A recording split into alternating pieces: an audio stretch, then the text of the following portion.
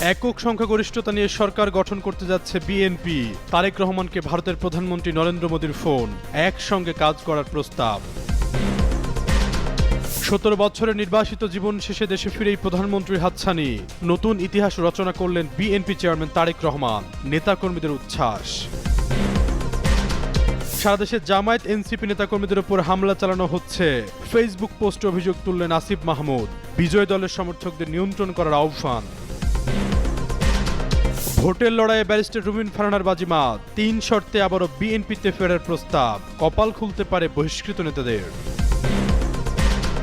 ঢাকা ৮ আসনের ফলাফল নিয়ে আলোচনা তুঙ্গে, অল্পের জন্য কপাল পড়ল নাসিরউদ্দিন পাটোয়ারির, জয় নিয়ে ঘরে ফিরলেন মির্জা আব্বাস। ত্রয়োদশ জাতীয় সংসদ নির্বাচনে ২৯৯ আসনের বেসরকারি ফলাফল ঘোষণা করা হয়েছে। ঘোষিত ফলাফলে বাংলাদেশ জাতীয়তাবাদী দল বিএনপি ও তাদের জোটের প্রার্থীরা